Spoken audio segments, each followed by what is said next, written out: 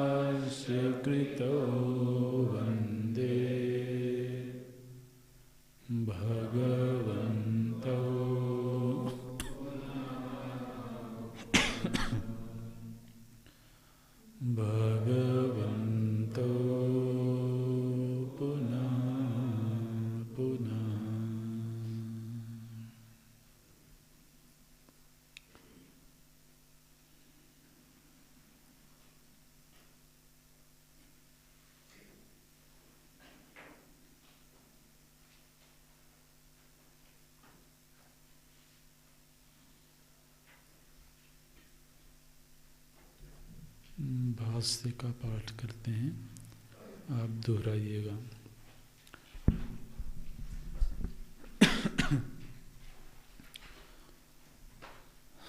ओम नमो भगवते वैवस्वताय।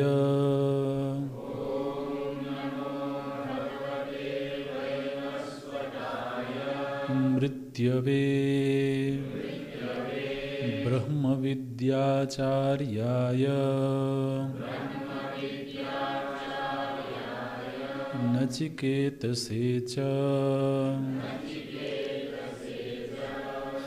अथ काठकोपनिषद्वल्लीनाम्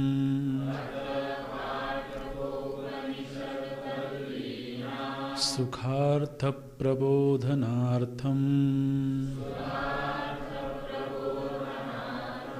अल्पग्रन्थावृत्तिरारभ्यते।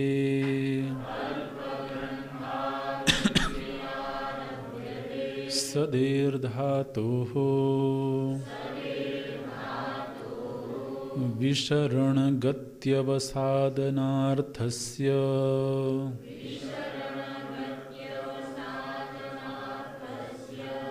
उपनिपूर्वस्य विप्रत्ययान्तस्य रूपम् उपनिषत् इति उपनिषच्छब्देन च व्याचिख्यासित ग्रंथ प्रतिपाद्य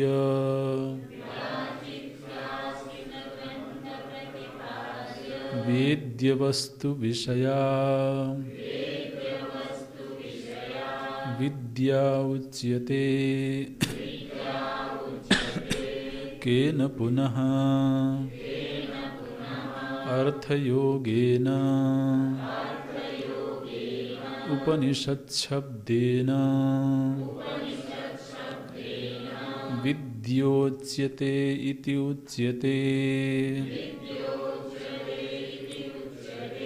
ये मुमुक्षवः दृष्टानुश्रविकविषयवितृष्णाः सन्तः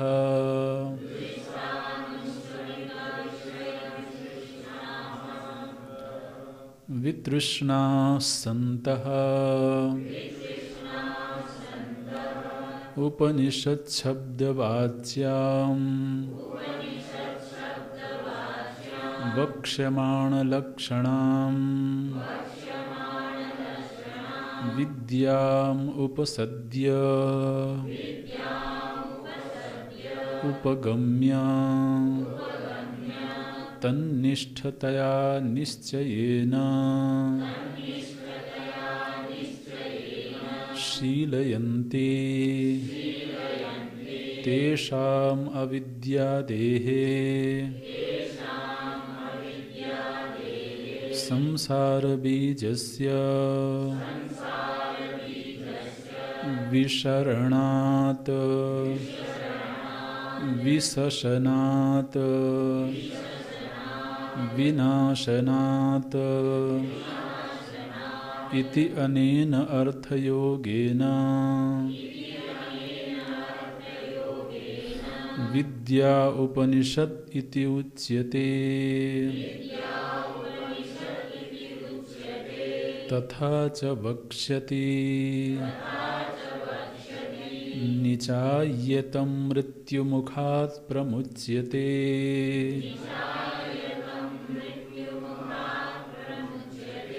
इति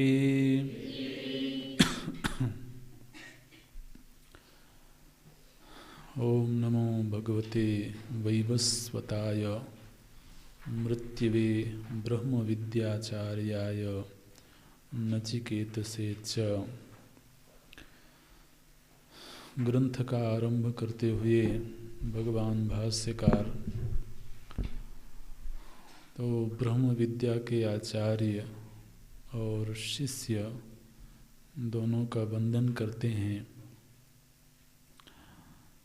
इस पंक्ति पर तो टीकाकार थोड़ा सा विस्तार से यमाचार्य के व्यक्तित्व का निरूपण करते हैं।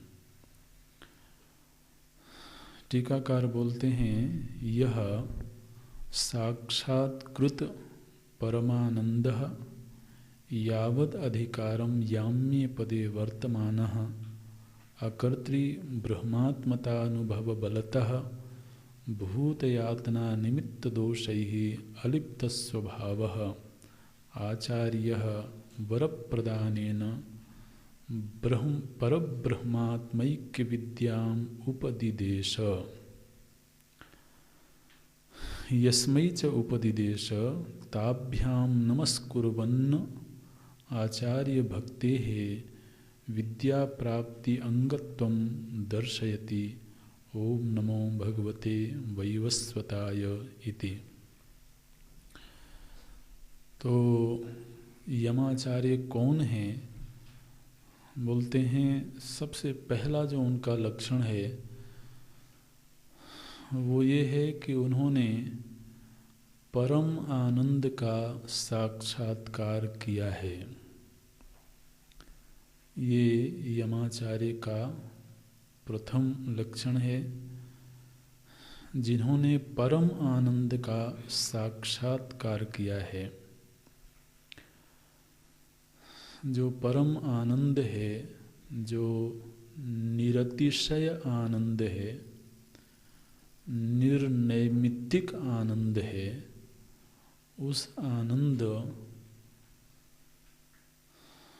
का उन्होंने अनुभव किया है। वो उनका अपरोक्ष अनुभव है। तो जिन्होंने उस निरुपाधिक निर्नैमित्तिक परम आनंद को उपलब्ध किया है वो यमाचार्य हैं। अच्छा, तो उनको वह ब्रह्मानंद प्राप्त है, किंतु व्यावहारिक जगत में उनके कुछ कर्तव्य हैं। माने ऐसा बिल्कुल ज़रूरी नहीं है कि जिन्होंने पूरी तरीके से समस्त कर्तव्यों को छोड़ा है केवल वही उस आनंद को प्राप्त करते हैं। बल्कि महाराज जनक जैसे तो महापुरुष भी हैं जो राजपाठ करते हुए उस परम आनंद को उपलब्ध हैं। एक तरफ शुकदेव जी जैसे महापुरुष हैं जो सर्वत्यागी हैं। तो दोनों तरह की स्थितियों में उस आनंद को उपलब्ध महापुरुषों का प्रसंग आता है। तो जैसे इंद्रदेव हैं, पूर्व के ग्रंथ में हम लोगों ने पढ़ा, तो वो देवताओं के राजा के रूप में, देवाधिदेव के रूप में वो क्रियाशील हैं, लेकिन उन्हें भी ब्रह्म विद्या की प्राप्ति हुई। तो इसी तरह से जो यमाचार्य हैं वो आत्मस्वरूप में स्थित हैं, उनको परम आनंद की प्राप्ति है, लेकिन साथ ही वो किसी पद पर हैं और उस पद पर होने के नाते उनके पास कुछ दायित्व हैं। तो जिस तरह से इंद्र एक पद है, उसी तरह से यम भी एक पद है। मृत्यु देवता जो हैं, तो जीवों को मृत्यु प्रदान करना ये उनका मुख्य कर्तव्य है। तो उस पद पर अलग अलग कल्प में, अलग अलग मनवंतर में अलग अलग जीव तो प्रतिष्ठित होते हैं। तो ये जो यमाचार्य हैं ये आत्मज्ञानी हैं, आत्मानंद प्राप्त है इन्हें, लेकिन यावद अधिकारम, देखिए अगला क्या लक्षण देते हैं, यावद अधिकारम याम्ये पदे वर्तमानः। तो याम्य पद में, याम्य पद का अर्थ है तो मृत्यु का जो पद है उस पद में वो वर्तमान हैं, माने उस पद पर वो स्थित हैं। और यावत अधिकारः, जितने काल तक उनका अधिकार है, तो देवताओं को जो पद प्राप्त होते हैं उनकी भी एक काल सीमा होती है। तो यावद अधिकारः, जितने काल तक के लिए उनको अधिकार प्राप्त है उतने समय के लिए वो याम्ये पदे वर्तमानः, ये दूसरा लक्षण है। फिर बोलते हैं कि महाराज इनके पास में जो कर्तव्य है वो तो बड़ा घोर कर्तव्य है। जीवों को मृत्यु प्रदान करना ये तो बड़ा ही कठिन काम है, बड़ा घोर काम है। तो इसलिए इस कार्य को करते हुए उनको तो कर्म का लेप होगा, और उसमें भी ये कोई बहुत मधुर काम तो है नहीं।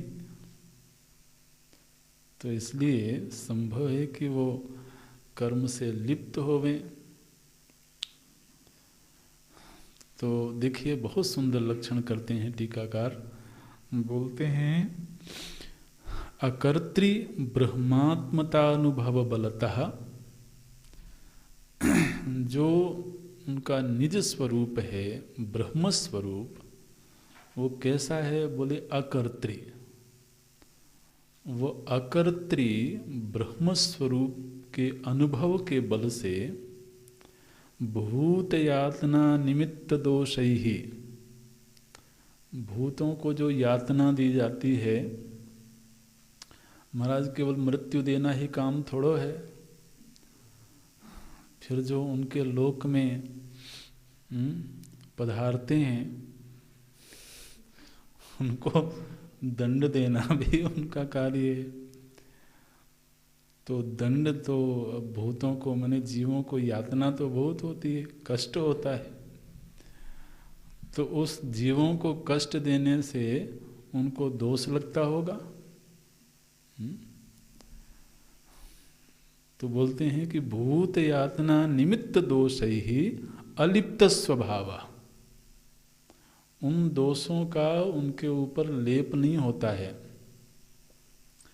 क्यों लेप नहीं होता है?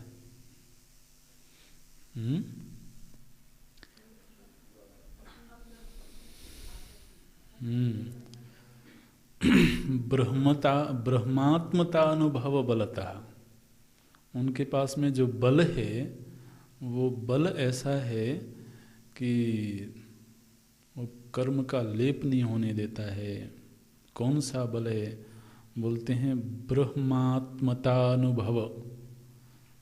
आत्मा ब्रह्म है, ऐसा जो अनुभव है, इस अनुभव के बल से अलिप्त स्वभाव। तो ब्रह्मात्मता के अनुभव से वो दोषों से अलिप्त कैसे हो गए?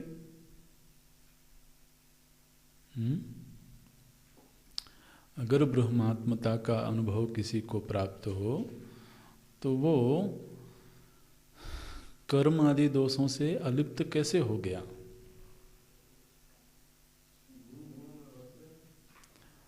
तो इसलिए शुरू में शब्द दिया गया अकर्तृ, है ना। तो एक एक शब्द महत्व का है, चूंकि जिस स्थिति को प्राप्त हुए हैं वहाँ कर्तृत्व बोध नहीं है, इसलिए अकर्तृ ब्रह्मात्मतानुभव बलतः, इस बल से भूत यातना निमित्त दोषैहि अलिप्त स्वभावः, भूतों को यातना तो देना पड़ता है। महाराज ये बड़ा मुश्किल काम होता है। तो धुलाई मशीन लगाना और आप सोचो बड़ा कठिन काम है। ये जानते हुए कि ये निर्मल होंगे, लेकिन अब ये भी मालूम है कि इनको पीड़ा भी होगी। तो इसलिए भूत यातना दोष निमित्त दोष ही अलिप्त स्वभाव, उनमें किसी प्रकार का लेप नहीं हुआ, क्योंकि वो जिस स्वरूप में स्थित हैं वो अकर्त्री है। ऐसे तो 3 लक्षण हुए। यह साक्षात्कृत परमानंद, जिन्होंने परम आनंद की अनुभूति प्राप्त की है, लेकिन यावद अधिकार, जब तक के लिए उन्हें वह कर्तव्य दिया गया है तब तक के लिए वो उसमें वर्तमान है। वर्तमान है माने नहीं, वर्तन माने होता है क्रियाशील होना। वर्तमान माने क्रियाशील होना, वर्तन कर रहे हैं, ऐसे बोलते हैं ना। वर्तमान को आप तो काल से मत जोड़िए, वर्तमान शब्द क्रियावाचक है यहाँ पर। तो वर्तन कर रहे हैं माने ऐसा नहीं है कि उनको अब आत्मस्वरूप की प्राप्ति हो गई है तो इसलिए उन्होंने उस पद के कर्तव्य को छोड़ दिया है, ऐसा नहीं, बल्कि वो उस पद के कर्तव्य का निर्वहन भी कर रहे हैं। ऐसे तो वर्तमान। लेकिन व्यक्ति यदि कर्म में प्रवृत्त होगा तो कर्म का लेप हो सकता है। तो ऐसे ऐसे आगे से आगे लक्षणों का पोषण करते हैं। प्रथम लक्षण है कि वो अपने आनंद स्वरूप में तृप्त हैं, लेकिन साथ ही साथ वो तो व्यवहार के धरातल पर कर्तव्य परायण भी हैं। अब यदि कर्तव्य परायण हैं तो कर्म का दोष लग सकता है, इसलिए बोलते हैं कि चूंकि वो अकर्त्री ब्रह्मात्मता के अनुभव में स्थित हैं, इसलिए चाहे घोर कर्म होता हो तो उनका उसमें लेप नहीं होता है। तो भूत यातना निमित्त दोष ही अलिप्त स्वभाव। और एक बड़ा सद्गुण है उनमें, वो क्या है बोले, वो जिस स्वरूप का अनुभव करते हैं उसका उपदेश भी करते हैं। तो उनमें आचार्यत्व भी है। अगला लक्षण देते हैं आचार्य। तो ऐसा जरूरी नहीं है कि जो उस स्वरूप में स्थित हों वो सभी उपदेश करते हों, ठीक है ना। तो इसलिए वो उसमें स्थित भी हैं और वो मुमुक्षु जिज्ञासु के प्रति वो उपदेश भी करते हैं। इसलिए चौथा लक्षण देते हैं आचार्य। तो ब्रह्म विद्या के उपदेष्टा हैं। इस तरह से तो ऐसे लक्षणों से युक्त महाराज तो यमाचार्य हैं, नचिकेता के गुरु हैं। वर प्रदानेन, और उन्होंने अपने प्रिय शिष्य नचिकेता को वर प्रदान करके, किस रूप में वर प्रदान किया उन्होंने, बोलते हैं परब्रह्मात्मैक्य विद्याम उपदिदेश।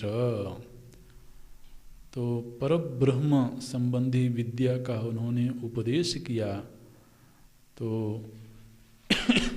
उपदेष्टा होने के नाते वो आचार्य हैं, इसलिए उनका लक्षण किया गया आचार्य वर प्रदानेन। तो परब्रह्मात्मैक्य विद्यामुपदिदेश यस्मै। देखिए यहाँ पर 7वें नंबर की टिप्पणी में टिप्पणीकार बोलते हैं कि ये जो परब्रह्मात्मैक्य विद्या का उपदेश है, ये उपदेश वो कर्तव्य के रूप में कर रहे हैं। बोलते हैं नहीं, कर्तव्य के रूप में नहीं कर रहे हैं, बल्कि कृपयैव आचार्य विद्याम उपदिदेश। माने जो ब्रह्म विद्या का उपदेश होता है वह कृपयैव, कृपया एव, केवल कृपा के भाव से ही इस विद्या का उपदेश होता है। तो जो यमाचार्य हैं वो नचिकेता के प्रति कृपा भाव से, कारुण्य भाव से तो अभिभूत होकर के ही उपदेश करते हैं ऐसे। तो टीका में आ जाएंगे पुनः। तो परब्रह्मात्मैक्य विद्यामुपदिदेश, ये तो आचार्य हैं। और फिर यस्मै च उपदिदेश, और जिनको उपदेश करते हैं अर्थात नचिकेता, तो ताभ्याम नमस्कुर्वन्न, ताभ्याम उन दोनों को हम नमस्कार करते हैं। तो ऐसे नमस्कार करते हुए तो भगवान भाष्यकार आचार्य भक्तेः विद्या प्राप्ति अंगत्वम दर्शयति। टीकाकार बोलते हैं कि यहाँ पर जो भगवान भाष्यकार हैं वो आचार्य भक्ति को विद्या प्राप्ति के अंग के रूप में तो दिखाते हैं। अंग के रूप में दिखाने का क्या मतलब है?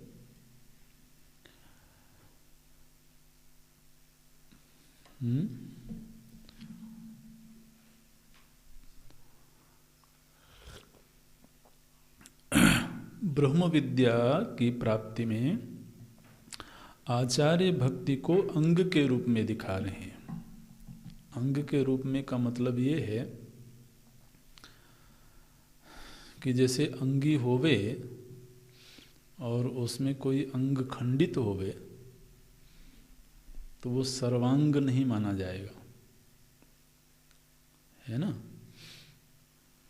जैसे ये शरीर है, ये शरीर में अनेक सारे अंग हैं। अब यदि एक अंग भी खंडित होवे तो शरीर पूर्ण नहीं माना जाता है। इसलिए साधन भी कह सकते थे, ब्रह्म विद्या के साधन के रूप में आचार्य भक्ति ऐसा भी कह सकते थे। लेकिन साधन कहने में और अंग कहने में अंतर है। साधन जो होता है वह उपयोग करने के बाद में छोड़ दिया जाता है। वो सूक्ष्मता देखना। जैसे हमने गाड़ी का उपयोग किया साधन के रूप में कहीं जाने के लिए। अब जब हम मंजिल तक पहुंच गए तो क्या किया? छोड़ दिया। लेकिन जो अंग होता है वह अंगी के साथ में हमेशा रहता है। तो ऐसा नहीं है कि जो आचार्य भक्ति है वो विद्या प्राप्त हो जाने के बाद छूट जाए। इसलिए वो संकेत करते हैं कि आचार्य भक्ति है विद्या प्राप्ति अंगत्वम दर्शयति। इस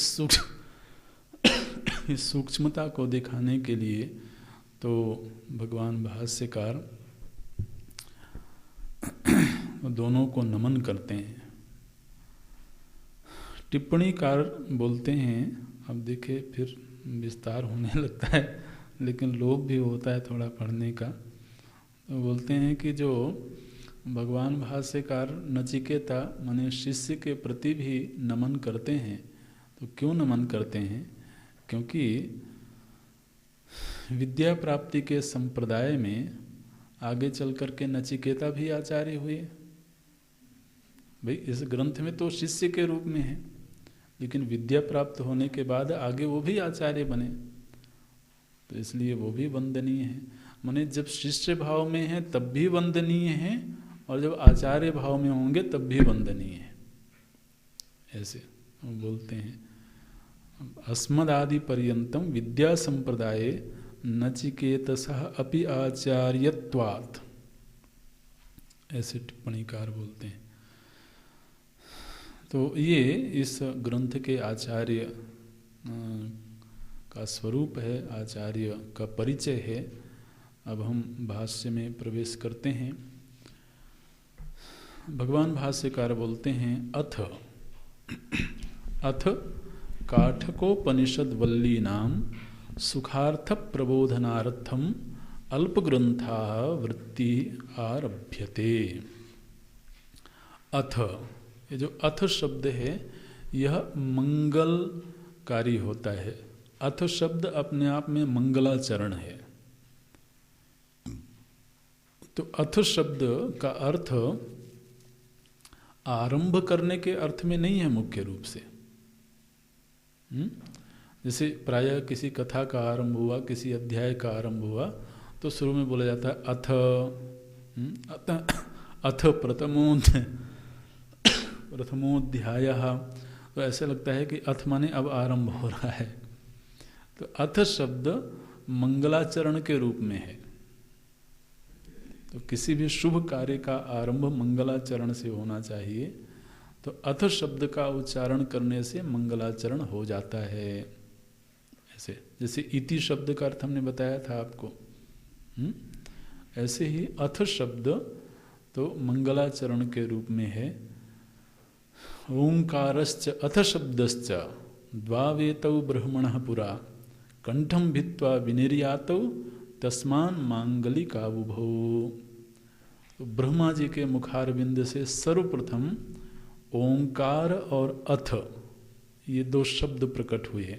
ओंकारश्च अथ शब्दश्च, ओंकार माने प्रणव और अथ ये दो शब्द सर्वप्रथम ब्रह्मा जी के श्रीमुख से प्रकट हुए। तो इसलिए अथ शब्द मंगलाचरण के रूप में है। तो बोलते हैं अथ काठकोपनिषद बल्ली नाम। तो भगवान भाष्यकार की दृष्टि में इस ग्रंथ का नाम है काठकोपनिषद, ये नाम स्वीकार करते हैं। तो काठकोपनिषद की जो बल्लियां हैं उनके अर्थों का सुखपूर्वक ग्रहण हो सके, सुखार्थ प्रबोधनार्थम। तो इनकी जो वल्लियां हैं अर्थात अध्याय हैं, माने उन अध्यायों में आए हुए जो मंत्र हैं, इन मंत्रों का शिष्य के द्वारा सहज पूर्वक अर्थ ग्रहण हो सके, तो इसके लिए हम अल्पग्रंथा वृत्ति ही आरभ्यते। वृत्ति माने विवरण। तो संक्षेप में हम विवरण आरंभ कर रहे हैं, माने काठकोपनिषद के मंत्रों का संक्षेप में विवरण आरंभ कर रहे हैं। क्यों आरंभ कर रहे हैं? ताकि इनका अर्थ विद्यार्थियों के द्वारा सहजता से ग्रहण किया जा सके। तो ये संकल्प है। अथ काठकोपनिषद वल्लीनाम सुखार्थ प्रबोधनार्थम अल्पग्रंथाः। और बोलते हैं कि हम बहुत विस्तार नहीं करेंगे, संक्षेप में ही ये वृत्ति माने व्याख्या तो आरंभ करेंगे, आरभ्यते। अब यहाँ पर तो भगवान भाष्यकार अपनी लेखनी से उपनिषद शब्द की व्याख्या प्रस्तुत करते हैं। तो इसको बहुत सावधानी से आप देखना, ये एकमात्र उपनिषद है जहाँ पर भगवान भाष्यकार की लेखनी से उपनिषद शब्द की विस्तृत व्याख्या प्रस्तुत की गई है। जैसे उपनिषद शब्द का अर्थ पहले बताया गया है, लेकिन अब यहाँ पर प्रामाणिक रूप में वो व्याख्या आपको मिल जाएगी। उपनिषद माने क्या? तो बोलते हैं सदेर धातो हो। ये उपनिषद शब्द की बड़ी सुंदर और प्रामाणिक व्याख्या है। बोलते हैं सदेर धातो हो। उपनिषद शब्द में सत धातु है, शतद्री असल में धातु ये है, लेकिन फिर उसमें से सत बचता है व्याकरण के नियमों के अनुसार। तो बोलते हैं धातु है इसमें सद्री माने सत। अच्छा, सदेर धातु हो, फिर आगे उसी वाक्य में आएगा उपनि पूर्वस्य। तो वो शब्द आप वाक्य में खोजते रहना, तो आगे पीछे करके हम बताएंगे। तो सदेर धातु हो माने इसमें सद धातु है, फिर उपनि पूर्वस्य। पूर्वस्य माने उप और नि ये उपसर्ग हैं। तो सद धातु उप और नि दो उपसर्ग हैं इसमें, और क्विप प्रत्ययान्तस्य, क्विप प्रत्यय है। तो ये शब्द निर्माण कैसे हुआ? बोले इस शब्द में 4 पद हैं, 3 पद हैं मुख्य रूप से। तो जिसमें से सद धातु है, उप और नी 2 उपसर्ग हैं और क्विप प्रत्यय है। तो जो उपसर्ग होता है वह धातु के आरंभ में लगता है हमेशा। उपसर्ग धातु के या शब्द के आरंभ में लगता है और जो प्रत्यय है वह अंत में लगता है। ये व्याकरण का नियम है। तो सद धातु में जब क्विप प्रत्यय लगा तो इस क्विप प्रत्यय ने क्या किया? बोले इसने धातु को शब्द बना दिया। क्विप प्रत्यय का कार्य केवल धातु को शब्द बना देना है ऐसे। तो उसमें कोई आपको अलग से तो शब्द जुड़ा हुआ नहीं मिलेगा, बल्कि जो सद लृ धातु थी उसको शब्द बना दिया इस क्विप प्रत्यय ने। अच्छा, इस सद धातु का अर्थ क्या है? तो बोलते हैं सद धातु के 3 अर्थ हैं। सदेर धातु हो विसरण गति अवसादनार्थस्य। तो ये 3 अर्थ बता रहे हैं। सद धातु के 3 अर्थ हैं, विसरण, गति और अवसादन। इस प्रसंग को बड़ी सावधानी से समझना और नोट भी करना। सद धातु के 3 अर्थ हुए। विसरण, विसरण माने होता है नाश कर देना, नष्ट कर देना। गति, गति माने कहीं पहुंचाना। और अवसादन, अवसादन का अर्थ होता है शिथिलीकरण करना, किसी चीज को शिथिल कर देना। तो इस सद धातु में 3 अर्थ हैं, विनाश करना, गति प्रदान करना और शिथिलीकरण करना। तो देखिए बोलते हैं, अब ये पूरा वाक्य आपके सामने खुलेगा।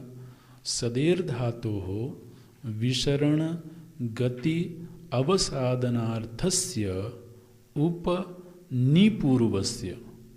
उप और नि हो सकता है किसी समय तो आपसे भाष्य की कोई पंक्ति की व्याख्या करने को बोलें, तो इसलिए आप थोड़ा सावधानी से देखेंगे। तो उपनिपूर्वस्य क्विप प्रत्ययांतस्य रूपम उपनिषद इति, इस तरह से ये उपनिषद बना। तो उपनिषद शब्द की जो मुख्य व्याख्या है वो इतनी है कि इसमें सद धातु है। इस सद धातु के 3 अर्थ हैं, विसरण, गति और अवसादन। फिर इसमें तो उप और नी 2 उपसर्ग लगे हैं और क्विप प्रत्यय लगा है। तो इनके संयोग से शब्द बना उपनिषद। अब इनकी भगवान भाष्यकार व्याख्या करते हैं। विसरण माने क्या, गति माने क्या, अवसादन माने क्या, उप और नी ये 2 उपसर्ग क्यों लगे हैं, तो इसकी व्याख्या प्रस्तुत करते हैं। बोलते हैं उपनिषद शब्देन, उपनिषद शब्देन च व्याचिख्यासित ग्रंथ प्रतिपाद्य वेद्य वस्तु विषया विद्या उच्यते। छोटा सा वाक्य बनाएंगे तो बनेगा उपनिषद शब्देन विद्या उच्यते। ऐसे उपनिषद शब्द का अर्थ क्या है? बोले उपनिषद शब्द का मुख्य अर्थ है विद्या। विद्या, विद्या माने जो हृदय में प्रकट होती है। विद्या का अधिकरण ग्रंथ नहीं है, ये ध्यान देना। विद्या का जो अधिकरण है वो बुद्धि है। इसलिए बुद्धि में प्रकट हुई जो विद्या है वही उपनिषद शब्द का अर्थ है। बोले महाराज ग्रंथ को भी उपनिषद बोलते हैं। तो भगवान भाष्यकार आगे खुद ही बताएंगे कि ग्रंथ को उपनिषद क्यों बोलते हैं। लेकिन अभी तो कहते हैं कि उपनिषद शब्देन विद्या उच्यते। कौन सी विद्या महाराज? बोले वेद्य वस्तु विषया विद्या। भाई विद्या का कोई कोई विषय होता है ना, किस चीज किसकी विद्या? तो बोलते हैं वेद्य वस्तु विषया। वेद्य वस्तु माने क्या?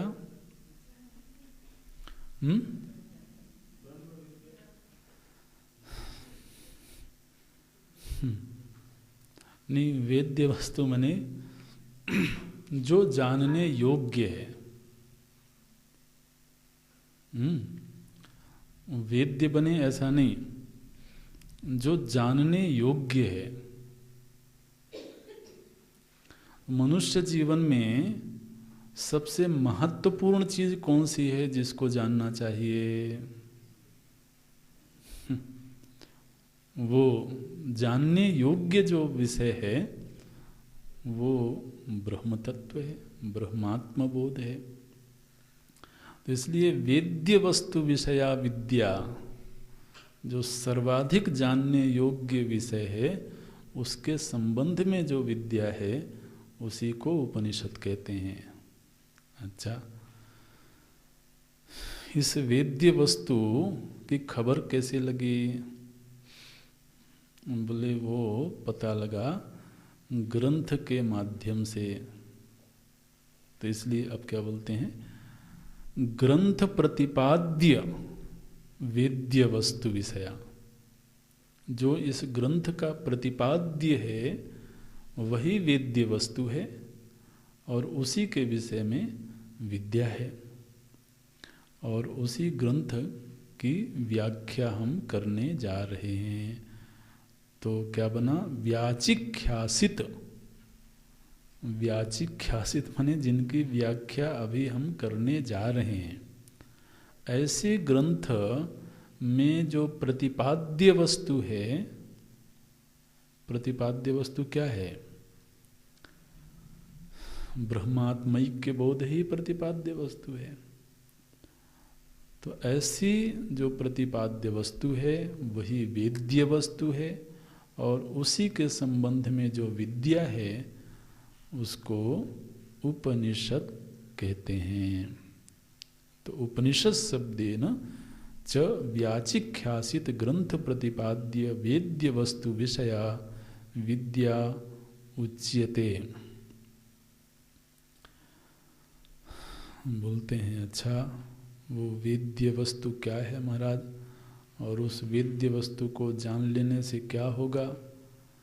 बोलते हैं केन पुनः अर्थयोगेन उपनिषद शब्देन विद्या उच्यते। किस अर्थ के योग में उपनिषद शब्द से विद्या अर्थ लिया जा रहा है? क्योंकि उपनिषद शब्द में तो अवसादन अर्थ प्रकट हो रहा है। उपनिषद शब्द में जो धातु है वो धातु क्या बता रही है कि किसी चीज का नाश होगा।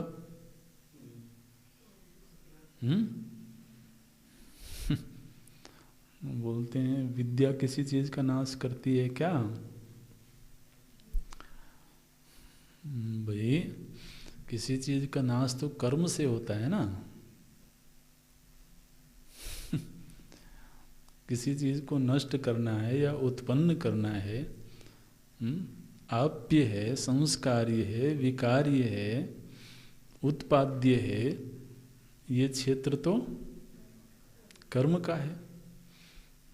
तो इसलिए उपनिषद शब्द में तो विनाश अर्थ छिपा हुआ है। तो जो विनाश अर्थ छिपा हुआ है ये विद्या में कैसे घटित होगा? क्योंकि आप उपनिषद शब्द का अर्थ क्या कर रहे हैं? विद्या। उपनिषद शब्देन विद्या उच्यते। तो बोलते हैं केन पुनः अर्थ योगेन उपनिषद शब्देन विद्या उच्यते इति उच्यते। बोलते हैं हम बताते हैं। तो ये काफी बड़ा वाक्य बनाया गया है भगवान भाष्यकार जी के द्वारा।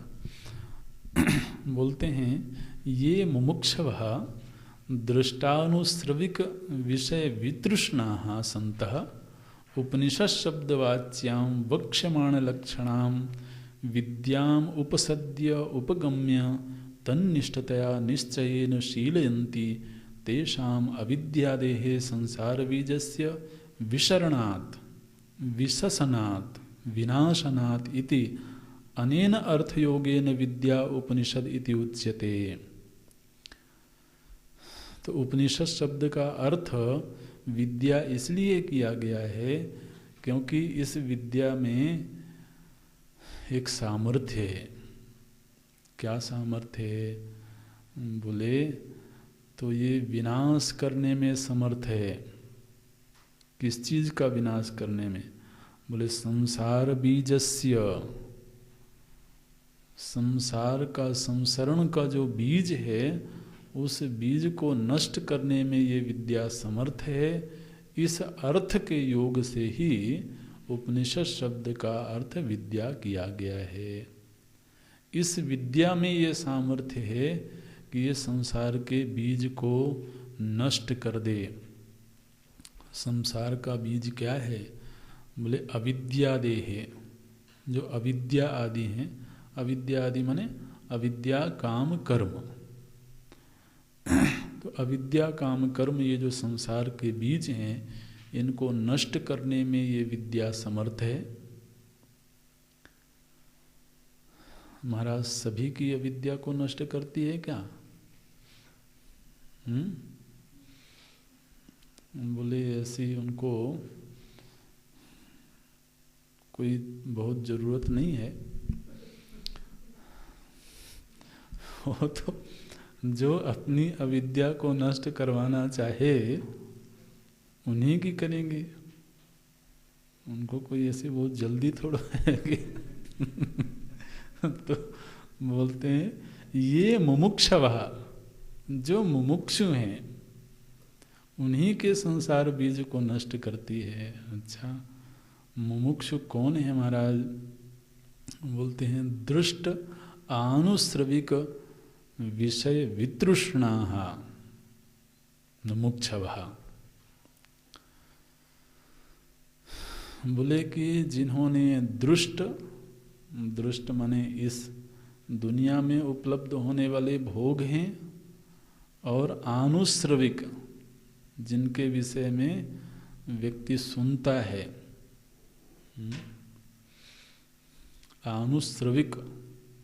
आनुश्रविक में आप इस लोक की चीज़ों को भी ले सकते हैं, जिनके विषय में हमने सुना है कि भाई यूरोप में जाओगे तो वहाँ ये सुख सुविधाएं हैं, ये आनंद है।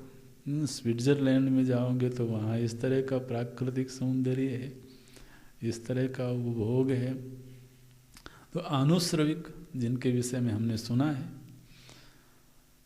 फिर श्रुतियाँ बताती हैं, इसी श्रुति में आएगा महाराज स्वर्गलोक में ऐसे ऐसे आनंद मिलते हैं। बिल्कुल, दूसरे लोकों के विषय में तो श्रुति ही प्रमाण है। तो इस श्रुति में बताया जाएगा, जहाँ पर नचिकेता बोलेंगे न तत्र त्वं न जरया विभेति शोकादिको मोदते। बोले वहाँ शोक आदि से असनाया पिपासा आदि नहीं है। और मृत्यु महाराज से बोलते हैं नचिकेता कि वहाँ आप भी नहीं रहते हो। न तत्र त्वं, ऐसे सीधे बोलते हैं कि स्वर्गलोक वो है जहाँ आप भी नहीं रहते हो महाराज, ऐसे। तो दरअसल बात यह है कि मृत्यु की घटना की खबर तब लगती है जब सामने कोई शरीर पड़ा हो और उसमें जीवन न दिखाई देवे। तब तो खबर लगी ना कि इनकी मृत्यु हुई। और मान लो कि किसी का शरीर ही न मिले तो ये निश्चय होगा कि इनकी मृत्यु हुई, तो आदमी चला गया। तो अब स्वर्गलोक में ऐसे ही होता है, शरीर मिलता नहीं है, आदमी गायब हो गया। तो क्षीणे पुण्य मर्त्य लोके विसंति, तो धीरे से खिसक गया वहां से। तो अब पता नहीं लगा कि इसकी मृत्यु हुई कि नहीं। इसलिए वहाँ मृत्यु की अवधारणा नहीं दिखाई देती है। तो ऐसे लोगों के विषय में हम सुनते हैं, प्रत्यक्ष में हम उपभोग करते हैं इस लोक में, और कुछ आनुश्रविक हैं जिनके विषय में हमने सुना है। बोलते हैं दृष्ट आनुश्रविक विषय वितृष्णाः सन्तः, माने ये मुमुक्षु वो है महाराज जो देखे हुए और सुने हुए दोनों ही प्रकार के भोगों के आकर्षण से वितृष्ण हो गया है। माने उसके चित्त में अब तृष्णा का अभाव हो गया। तृष्णा आप जानते हैं, तृष्णा माने तो किसी चीज की ओर खींचना। तो बोलते हैं ना तो अब देखी हुई चीजें उसके मन को खींच रही हैं, ना सुनी हुई चीजें उसके मन को खींच रही हैं। ऐसा जो वितृष्ण मुमुक्षु है, उसी मुमुक्षु के संसरण के बीजों को नाश कर देती है ये विद्या। तो ये मुमुक्षवः दृष्टानुश्रविक विषय वितृष्णाः सन्तः उपनिषद शब्दवाच्यां वक्ष्यमाण लक्षणां विद्यां।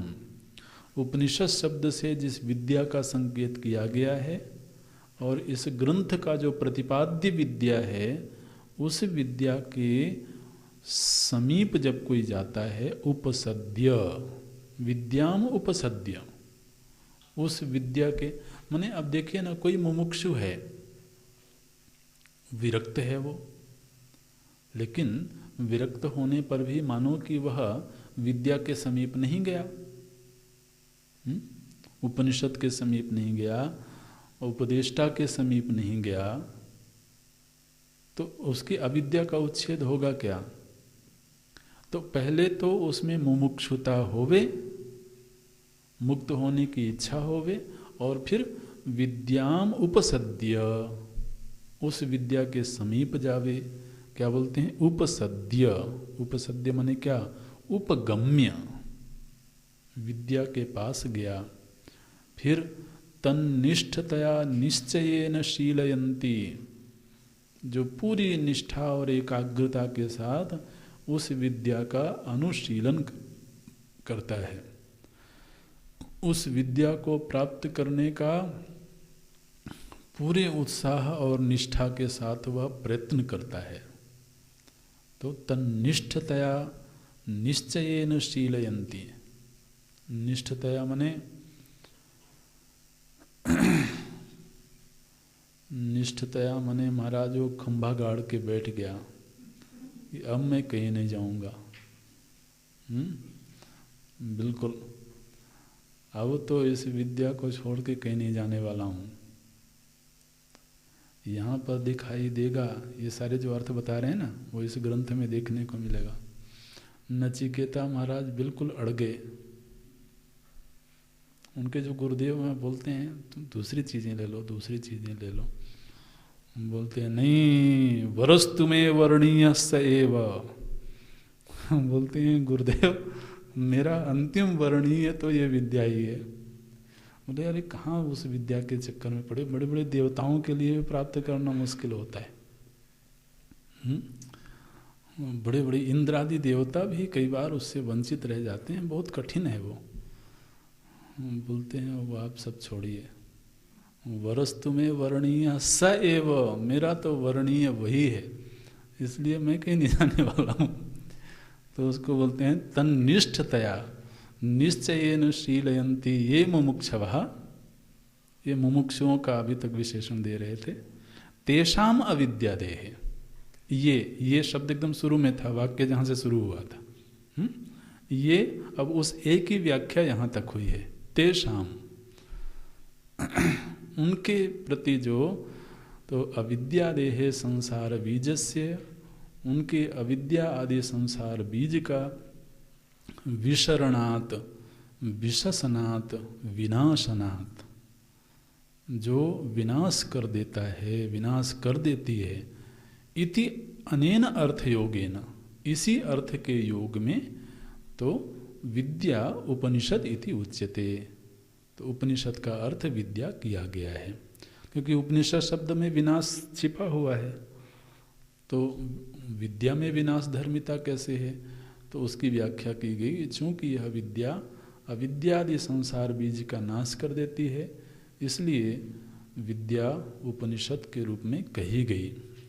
तथा च वक्ष्यति, और ऐसा स्वयं इस ग्रंथ में ही ये मंत्र आएगा, निचायतम मृत्यु मुखात प्रमुच्यते इति।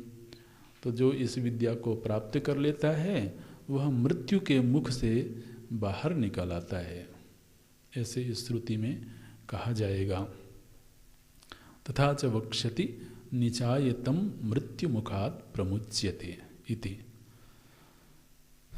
तो उपनिषद शब्द में जो सद धातु का पहला अर्थ है विशरण, उस विशरण शब्द की व्याख्या भगवान भाष्यकार के द्वारा यहाँ प्रस्तुत की गई। विशरण माने क्या है होता है? बोलते हैं मुमुक्षु के संसार बीज रूप अविद्या का ये विद्या विनाश कर देती है। ओम, अभी यहाँ पूरा करना होगा हमें।